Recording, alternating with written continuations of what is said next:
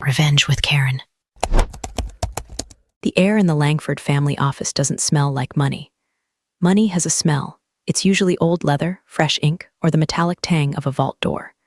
But wealth, true, generational, empire-building wealth smells like absolutely nothing. It is the scent of aggressive climate control, hermetically sealed silence, and the kind of negative space that costs $500 a square foot in downtown DC. I was sitting in my office, glass-walled enclosure that looked more like a sterile lab than an IT department, watching the network traffic flow like a digital pulse across my triple monitor setup. My name is Naomi. On the org chart, I'm listed as head of information systems and security.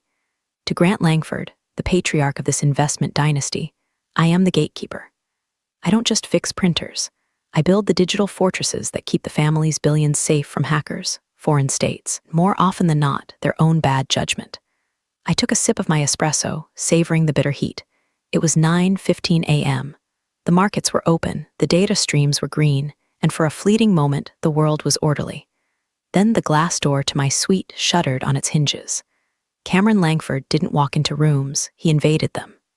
At 27, Cameron was the physical embodiment of a trust fund poured into a suit that was too tight in the shoulders and too short in the ankles. He had his father's jawline, but none of his father's discipline. He breezed past my administrative assistant, his voice booming at a volume that violated at least 3 unspoken HR policies. Naomi, where is she? I need this handled like yesterday. I didn't spin my chair around immediately. I finished typing a command line that re-encrypted the daily ledger backups. Only then did I turn, composing my face into a mask of polite, corporate neutrality. Good morning, Cameron, I said, my voice level. To what do I owe the pleasure? He slammed a sleek, platinum-colored laptop onto my desk, narrowly missing my coffee. Things a brick, total garbage. I'm trying to pull up the AlphaStream projections for the crypto venture meeting. It's just giving me the spinning wheel of death. Fix it. He didn't ask, he ordered. That was Cameron's default setting. He treated me like a vending machine, insert demand, receive compliance. Did you submit a ticket? I asked, knowing the answer. Ticket? I don't have time for bureaucratic nonsense, Naomi. I have a meeting with the partners in 20 minutes. Just work your magic. Do the IT girl thing, IT girl. I've spent 15 years in cybersecurity. I've consulted for the Treasury. I built the architecture that protects his inheritance from being siphoned off by Russian botnets. And to him, I was the IT girl. I pulled the laptop toward me. It was hot to the touch. Unlock it, please. He huffed, leaning over me in a cloud of artisanal oud cologne that cost more than my first car. He typed his password. I watched his fingers. 1 to 2 to 3 to 4 LNGFORD, mentally noted that I would need to force a password, reset across the entire executive tier by noon. It was embarrassing. While I look at this, I said, keeping my eyes on the screen, you might want to check the status of your credentials. We sent out a memo about 2-factor authentication updates. By the way, if you're enjoying this glimpse into the chaotic lives of the ultra-wealthy and the people who have to clean up their messes, maybe hit subscribe or drop a like. Keeps the coffee flowing and the stories coming. We wouldn't want you locked out during a trade. Yeah, I saw the email. Boring. Just make it work. He pulled out his phone, instantly bored, scrolling through what looked like an influencer's Instagram feed. I opened the event logs on his machine. My eyes narrowed. The spinning wheel wasn't a hardware failure. It was a resource drain. The CPU was running at 100%. I dug a layer deeper. Cameron, I said, my tone sharpening just a fraction. Have you been downloading third-party applications? Specifically, anything related to mining? He stiffened. I'm exploring alternative revenue streams for the firm. It's research. I looked at the logs. He had installed a sketchy cryptocurrency mining bot on a company-issued device, connected to the firm's secure internal network. It was like lighting a match in a room full of dynamite. He wasn't just slowing down his laptop. He was creating a backdoor that any half-competent hacker could drive a truck through. You bypassed the admin restrictions, I stated. How? He smirked, a look that made me want to remotely wipe his digital existence. I have a guy. Look, Naomi, don't give me the lecture. Just clear the cache or whatever so I can present.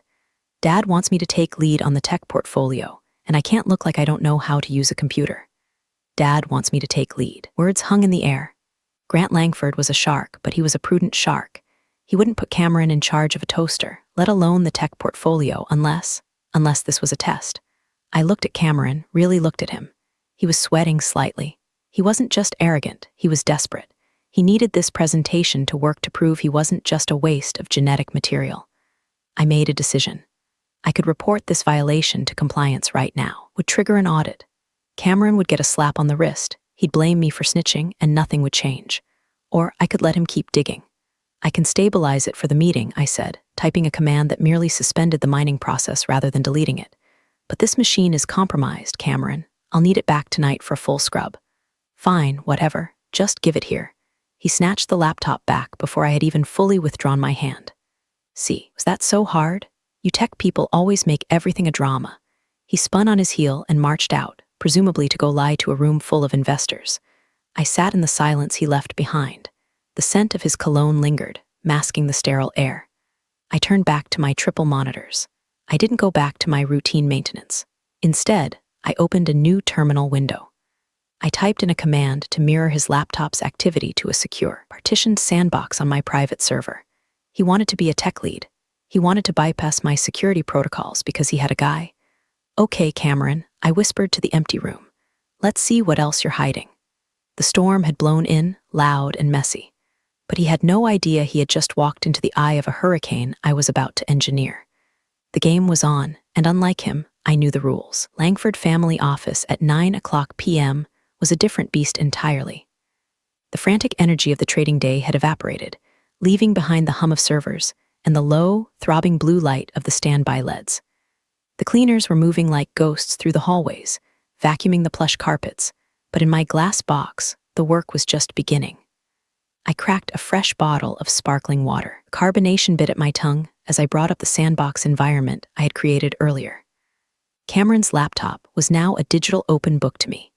He had returned it to me at 5:00 p.m., tossing it onto my desk with a muttered "It worked, thanks," before heading out to a happy hour that would likely last until dawn. He thought the issue was resolved. He thought I was just going to run a virus scan and wipe the screen. He was wrong. I started sifting through the logs, not looking for errors this time, but for patterns. In cybersecurity, we look for anomalies, spikes in data transfer, logins at strange hours, connections to unverified IP addresses. The first thing I found was the VPN usage. Now, using a virtual private network isn't a crime. We mandate it for all remote work. But Cameron wasn't tunneling into our secure DC node. He was routing his traffic through a kaleidoscope of jurisdictions. Panama, the Seychelles, Cyprus. Why do you need a Panamanian IP address to check your email, Cameron? I muttered, scrolling through the timestamps. I cross-referenced the timestamps with the building's physical security logs. At the exact moments his laptop was bouncing signals off a server in Panama, Cameron was physically sitting in his office. I dug deeper. I pulled up the packet captures, raw data of what he was actually sending and receiving. It was encrypted, obviously, but he was sloppy. He was using a consumer-grade encryption tool, something you could download for free, thinking it made him invisible. It took me less than 10 minutes to crack the handshake key. When the data unspooled on my center monitor, I felt a cold knot form in my stomach. It wasn't just crypto mining. That was a distraction, a smokescreen. Cameron was transferring files, massive PDF files. I opened one. It was a dossier on the Project Helios acquisition, a deal Grant Langford had been negotiating in secret for 6 months. It contained proprietary valuations, environmental impact reports that hadn't been released to the public, and leverage points against the sellers. This was highly classified internal data. If this leaked, the deal would implode, and the Langford stock would take a hit that would bleed millions in minutes. I checked the destination. An external Dropbox account, anonymous. My finger hovered over the phone. I should call Grant. I should call legal. This was corporate espionage, plain and simple. The idiot son was selling the family silver out the back door, probably to fund a gambling debt or impress some shady new business partner. But then I paused. The file transfer was dated 3 days ago, but the file size, it was slightly off. Compared it to the original on our secure drive. Cameron's version was 2 MB smaller. I analyzed the metadata.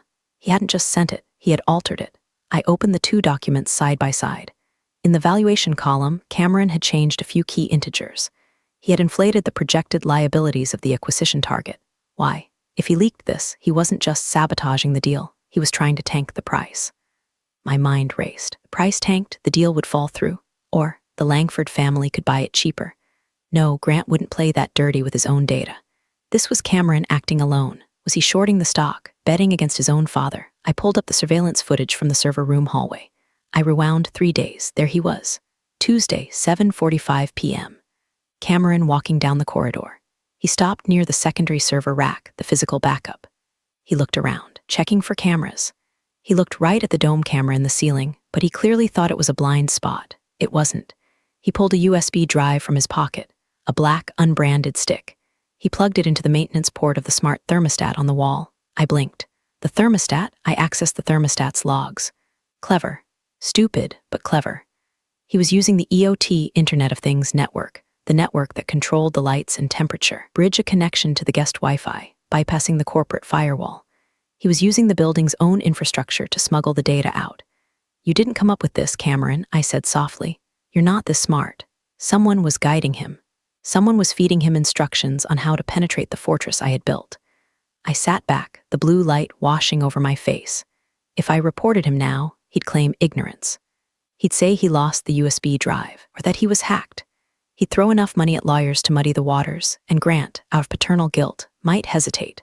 I needed more. I needed undeniable proof of intent. I needed to catch him not just holding the smoking gun, but pulling the trigger. I closed the evidence folder and encrypted it within a hidden partition on my own drive, labeling it System Diagnostics V4.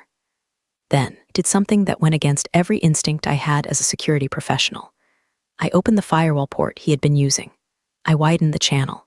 I cleared the logs on the thermostat so he wouldn't know I'd seen him. I was going to let him do it again. But this time, I wouldn't just be watching. I'd be tagging every single digital dollar he touched with a radioactive isotope that would lead right back to his trust fund. Go ahead, Cameron, I whispered, turning off the monitors one by one. Get greedy. The summons came the next morning via a handwritten note left on my desk. No email, no calendar invite, just a piece of heavy cream cardstock with Grant Langford's initials embossed at the top. Naomi, 10 o'clock a.m. The library. The library was Grant's sanctuary. It was a room that felt like it belonged in a 19th century English manor, transplanting directly into the steel and glass heart of D.C. It was soundproofed, swept for bugs weekly, and was the only room in the building with a working fireplace. I arrived at 9:59 a.m. Grant was standing by the window, looking out at the Capitol dome in the distance. He didn't turn when I entered. He just gestured to the leather armchair opposite his desk. Coffee, he asked. His voice was gravel and oak, worn smooth by decades of negotiation. Black, please. Thank you, Grant. He poured from a silver carafe. Grant was 68, but he moved with the economy of a man who knew exactly how much energy every action cost. He handed me the cup and sat down, folding his hands on the desk. There were no papers in front of him. That was never a good sign. How is the system, Naomi? He asked. Secure, I replied automatically. We repelled a localized DDoS attempt from a botnet in Eastern Europe yesterday. Standard probing. Nothing penetrated. He nodded, his eyes fixed on mine. They were pale blue, uncomfortably piercing. And the internal threats? My pulse didn't jump, but the air in the room seemed to grow heavier. Internal threat vectors are always the most difficult to predict, I said carefully. Human error remains our largest vulnerability. Human error, he repeated, tasting the words. Is that what we're calling it? He knew. He didn't know the specifics. He didn't know about the thermostat or the Panamanian VPN. He knew something was rotting in the kingdom. Grant Langford didn't build a billion-dollar empire by being oblivious to the character of the people around him, especially his own blood. Cameron came to see me yesterday, Grant said, leaning back. He was very enthusiastic about the tech portfolio. He used a lot of buzzwords. Synergy, blockchain integration. He wants full administrative privileges to audit the accounts himself. I kept my face perfectly still. Would be highly irregular. It violates the separation of duties principle. No single individual should have authorization to move capital and modify the logs of those movements. I agree, Grant said. He picked up a pen and turned it over in his fingers. However, Cameron feels that I am stifling his potential. He believes he is ready to hold the keys. He dropped the pen. It made a sharp clack on the mahogany. Naomi, he said, his voice dropping an octave, built this firm on trust. Not the blind kind, the verified kind. If the foundation is cracked, I need to know before I build another floor on top of it. Do you understand? I understand, I said. If I were to, hypothetically, grant him a probationary period of elevated access, Grant said, watching me closely, would you be able to ensure that any damage is contained? Hypothetically. This was the order. It wasn't written down, it wasn't recorded. It was as binding as a court order. He was asking me to give Cameron enough rope to hang himself, while promising to catch the body before it hit the floor. If that were to happen, I said, choosing my words with surgical precision, I would create a mirrored environment. A simulation that looks and feels like the live ledger. He would see real numbers, real accounts. But any transactions he initiated would be held in a sublayer, pending secondary authorization. Wouldn't know the difference until the authorization was either granted or denied. Grant's lips twitched. It was almost a smile. A sandbox, a quicksand box, I corrected. Grant stood up. The meeting was over. You have always been the most valuable asset in this building, Naomi. Don't let me down. I won't, sir. I walked out of the library with my heart hammering against my ribs. I had just been given the green light to entrap the heir apparent. As I walked back to the elevators, I passed Cameron in the hallway. He was laughing loudly into his phone, holding a Starbucks cup. Yeah, bro, I'm telling you, the old man is softening up, he was saying. I'll have the liquidity by Friday. We're going to the moon. He locked eyes with me as I passed. He winked. A smug, victorious wink. Hey, IT girl, he called out, lowering the phone. My laptop is running great. You actually did something right. I aim to please, Cameron, he said, stepping into the elevator. The doors closed, cutting off his laughter. I watched the numbers climb as the elevator ascended back to my tower. You'll have the liquidity by Friday, I thought. No, Cameron, by Friday, you won't even have a functioning ID badge. Grant had opened the cage. Now I just had to wait for the animal to walk into the trap. By Wednesday, the atmosphere in the office had shifted. It was subtle, like a drop in barometric pressure before a thunderstorm. Cameron had been given his probationary access, which he interpreted as being crowned emperor. I watched him from the periphery of the executive dining room. It was noon. I usually ate at my desk, dissecting code while I chewed on a salad, but today I needed eyes on the target. Cameron was holding court at the center table, surrounded by two junior analysts who looked like they wanted to be anywhere else, and a sycophantic external consultant named Todd. Problem with this place, Cameron said, his voice carrying easily over the clink of silverware, is that it's stuck in the 90s. Dad loves his safe, slow growth. Real estate, bonds, yawn. He gestured with a forkful of seared tuna. We need velocity. I've been looking at the internal ledgers, which, by the way, are a mess, and the capital is just sitting there, sleeping. I'm going to wake it up. One of the analysts, a sharp young woman named Sarah, cleared her throat. But Cameron, liquidity ratios are set by the risk committee. We can't just move that capital without triggering regulatory flags. Cameron laughed. It was a dismissive, barking sound. Regulations are for people who ask permission, Sarah. I'm talking about restructuring. Once I finalize the new architecture on Friday, those ratios won't matter because the assets will be reclassified. I'm cleaning house.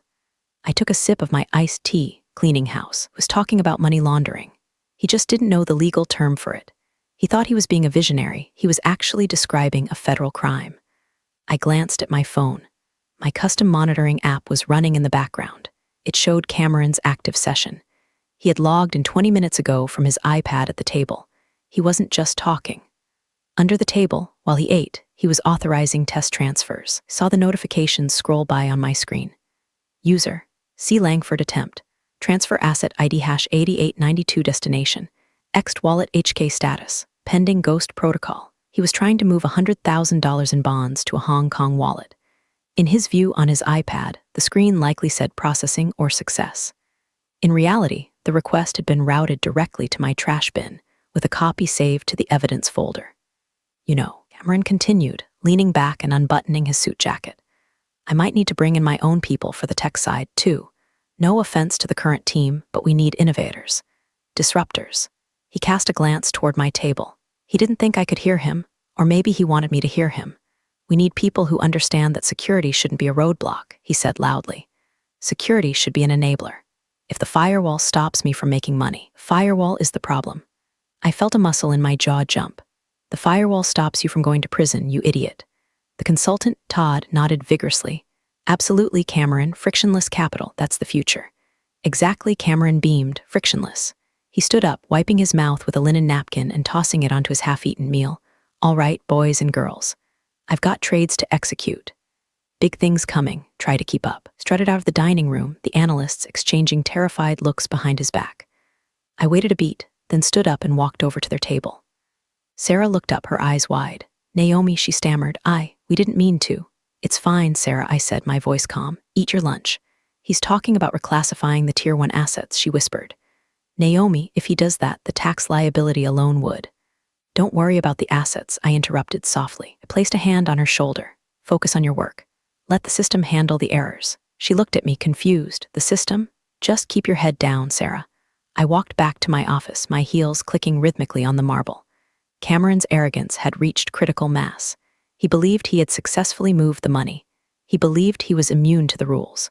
When I got back to my desk, I saw he had escalated. He wasn't just moving money now, he was changing permissions. He was trying to revoke my administrative access. I watched the command come in, revoke user, nros admin level 5. I smiled. It was cute, like a toddler trying to lock his parents out of the house with a plastic toy key. I allowed the command to execute in the simulation. On his screen, I would appear to be locked out. Let him feel safe. Let him feel powerful.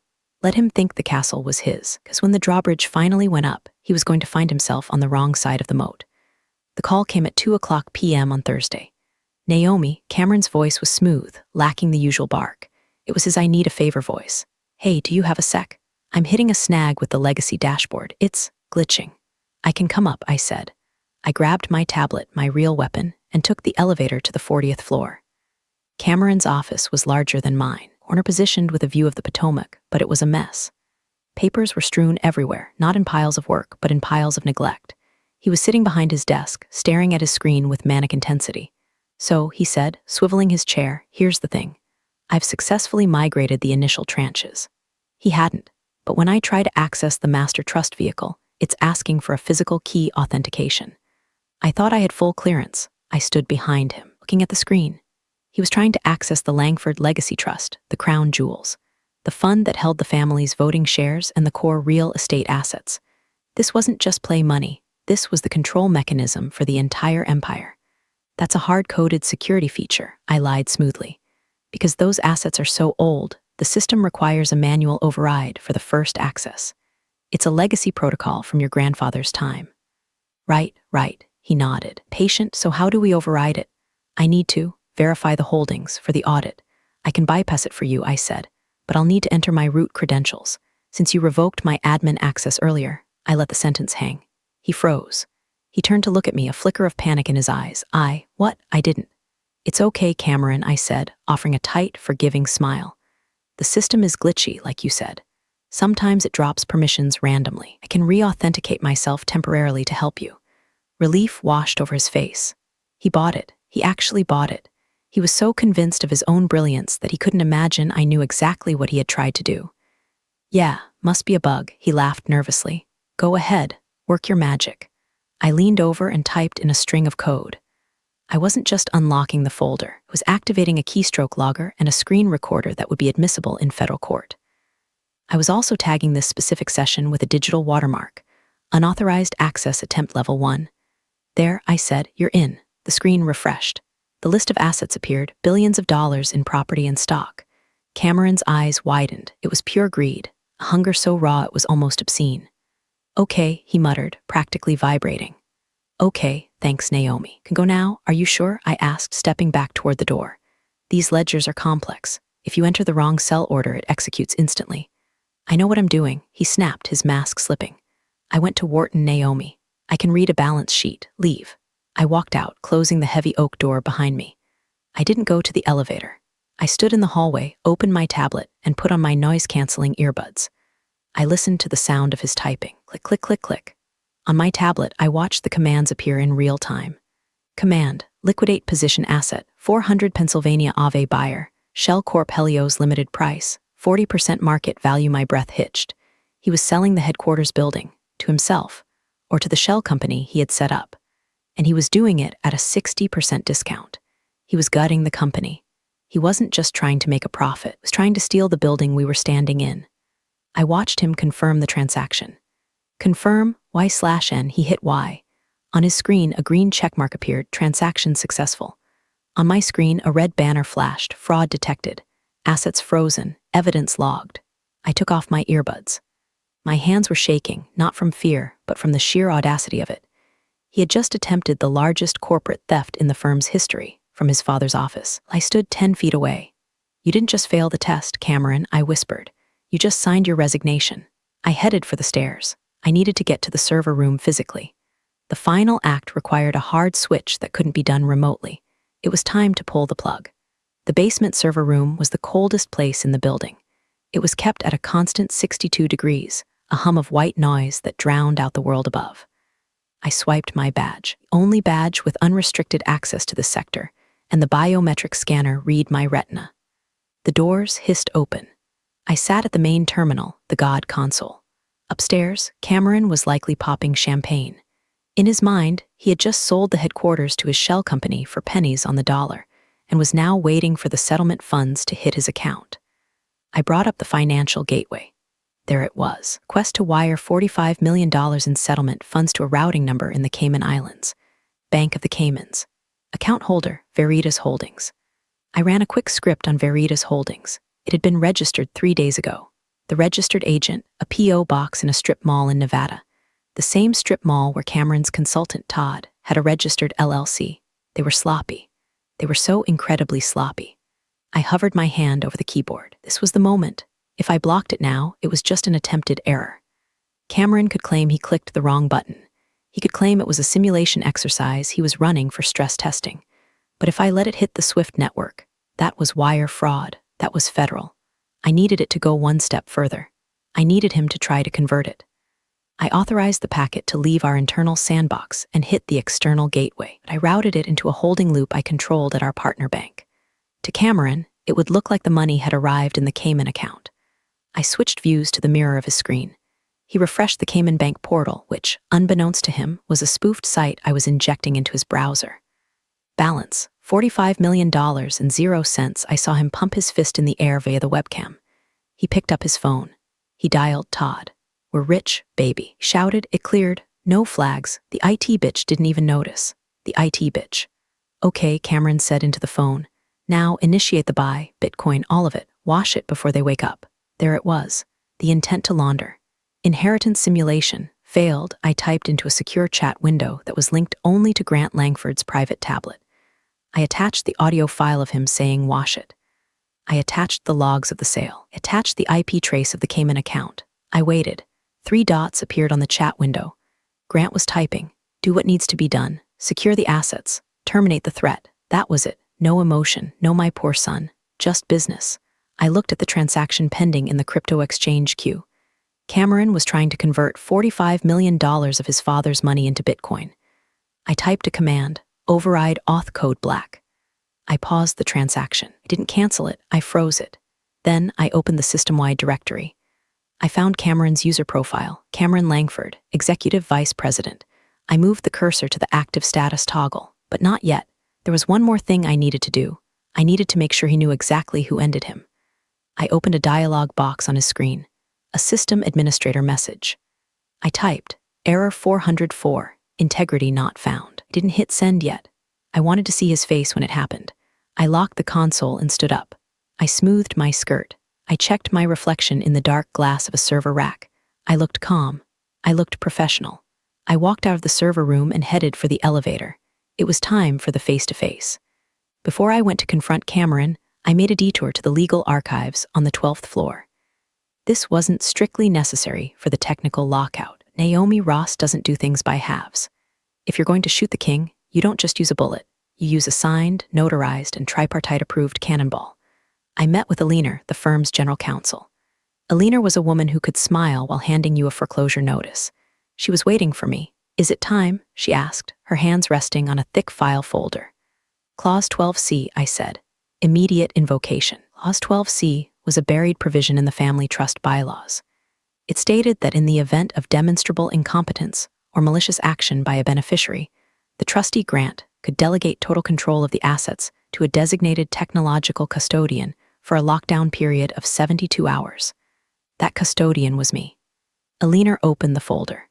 Inside was a single sheet of paper with Grant's signature already at the bottom. The date field was blank. "Signed this 3 years ago," Alina said softly. He knew this day might come. I picked up a pen and filled in the date. December 16th. Once I countersigned this, I told her, I am legally moving the entire Langford portfolio, roughly $4 billion in managed assets, into the Black Vault. The Black Vault wasn't a physical safe. It was an air-gapped server off-site, disconnected from the internet, accessible only by 2 physical keys turning simultaneously. Moving the digital ownership tokens there, I was effectively taking the money off the grid. Cameron could hack, scream, or sue all he wanted. The money simply wouldn't exist on any network he could reach. "Do it," Alina said. I signed. I pulled out my phone and initiated the final sequence code linked to the contract. Initiating Protocol Obsidian. On my phone screen, a progress bar appeared. Migrating assets, 10%, 30%, upstairs. Cameron's money in the Cayman account, which was just a digital phantom I had created, would still be visible to him. He would think he was rich. But the real assets, the actual deeds and bonds, were vanishing from the system, sliding into the darkness of the black vault. Migrating assets, 80%, 100%. Transfer complete. System locked. I looked at Alina. The building is now effectively empty of value. It's just furniture and people. One very exposed liability, Alina added. I nodded. I'm going to remove the liability now. I drafted a final internal memo on my secure pad. Subject, Incident Report #9982 Internal Threat Neutralization. I attached the video of Cameron's Wash It phone call, the key logs of him selling the building, and the countersigned Clause 12C. I sent it to the board of directors. By the time I reached the elevator, every board member's phone would be buzzing. They would see the evidence. They would see that the company had been saved, not by Cameron, but from him. The elevator chimed. I stepped in and pressed the button for the 40th floor. My heart rate was steady, 65 beats per minute. This was the part I enjoyed. The coding was the work. The confrontation, that was the art. I didn't have to go to Cameron. He came to me. I had just returned to my glass office when I heard him. Wasn't walking, he was running. "Naomi," he burst through the door, his face a mask of red-blotched fury. He was holding his laptop like he wanted to use it as a weapon. "What did you do?" he screamed. Spittle flew from his mouth. "What did you do to the network?" I sat behind my desk, hands folded. "I'm afraid you'll have to be more specific, Cameron. I manage a very large network." He slammed the laptop down. "My accounts, they're gone, all of them." Tried to transfer the Bitcoin out to a cold wallet, and the screen just went black. "Now it won't turn on. It says access denied. Fix it." "Access denied," I repeated slowly. "That usually means you don't have permission." "I have permission. I'm the executive vice president. I own this place." He was shaking. "Reboot the server. Reset the router. I don't care what you have to do. Just get my screen back up. I have $45 million in limbo." I stood up. "Rush?" I took my time. "Actually, Cameron," I said, my voice dropping to that dangerous, quiet tone I used for catastrophic system failures. "You have $0. He blinked. "What? The 45 million you saw? That was a simulation, a mirrored interface. You've been playing a video game for the last 3 days. You're lying." He laughed, a high-pitched, hysterical sound. "I saw the transfer. I saw the bank confirmation." "You saw what I wanted you to see," I said. "I intercepted your packets at the router level. I redirected your VPN. I watched you sell the headquarters. I watched you try to launder the money through the Caymans, and I recorded every single keystroke." I tapped my keyboard. The large monitor on the wall behind me flickered to life. It showed the video clip of him. "Wash it before they wake up." Cameron's face went pale. The color drained out of him so fast he looked like he might faint. That's illegal." Stammered. "You wiretapped me." "I audited you," I corrected, "on company equipment, on company time, under the explicit instruction of the trustee. My father," he choked out, "my father will fire you. He'll sue you into the ground. You're just IT, you're nobody. I'm the person who holds the keys, Cameron," I said, "and I just changed the locks." I reached over and picked up his platinum laptop. "Hey, give that back." I typed a single command, sudo wipe device force. Screen flashed white, then went permanently black. "There," I said, pushing the dead brick of aluminum back toward him. "I fixed it. It won't give you any more trouble." He stared at the laptop. Then he stared at me. His hands were curling into fists. For a second, I thought he might actually swing at me. "You ruined me," he whispered. Why would you do this?" "Because you were sloppy," I said, cold. "And because you called me IT girl." The air in the room was electric. Broken? The arrogant prince had been stripped naked in the town square. "Get out of my office," I said, "and Cameron, your badge has been deactivated. You'll need security to swipe you out of the building." He opened his mouth to scream, to rage, to threaten. But then the door behind him opened. Cameron spun around. Grant Langford stood in the doorway. He wasn't alone. Behind him were 2 large men in dark suits, private security, not the building rent-a-cops. "Dad," Cameron gasped. He rushed forward, his hands out. "Dad, thank God, she's crazy. She hacked my accounts. She's trying to steal the portfolio. You have to arrest her." Grant didn't move. He didn't look at his son. He looked past him directly at me. "Is it done?" Grant asked. "The assets are in the black vault," I replied. The threat has been neutralized. The evidence has been sent to the board. Dad, Cameron's voice trembled. What is she talking about? Grant finally looked at his son. Look wasn't angry, it was disappointed, which is infinitely worse.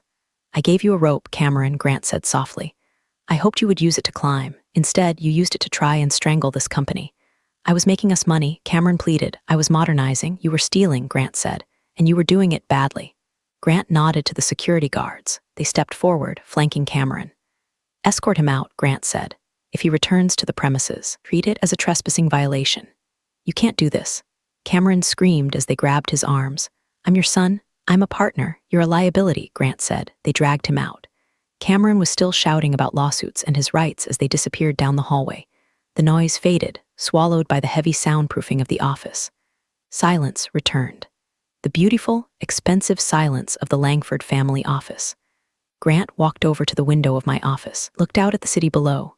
He'll be cut off, Grant said, almost to himself. The trust provides a stipend, but he has no access to capital. He'll have to find a job. He has a degree from Wharton, I said dryly. I'm sure he'll find something. Grant turned to me. A ghost of a smile touched his lips. You stopped a $45 million theft and secured $4 billion in assets in under 72 hours, he said. You did it without disrupting a single legitimate trade. Just doing my job, sir. No, Grant said. Your job description is systems lead. This, he gestured to the black screen of the monitor. This was the work of a trustee. He reached into his jacket pocket and pulled out a small velvet box. He placed it on my desk. New credentials, he said, and a new title. Executive Director of Risk and Operations. It comes with a seat on the board, a significant equity stake. I looked at the box. I didn't open it yet. Thank you, Grant. You earned it, Naomi. You're the only one who passed the test. He nodded once, then turned and walked out. I sat alone in my glass box. The sun was setting, casting long golden shadows across the DC skyline. I picked up my cold coffee and took a sip. It tasted terrible, but I didn't care. I opened the velvet box. Inside was a heavy black key card. No name, just a gold chip and the Langford crest, the keys to the kingdom. I turned back to my triple monitors. I typed one final command. System status, green, all secure. Cameron was gone, the money was safe, and the IT girl was now the one holding the leash. I smiled just a little and went back to work. Not every victory needs applause or a corner office. Sometimes walking away with your dignity is the real promotion. Thanks for being here, Well. I'll catch you in the next story.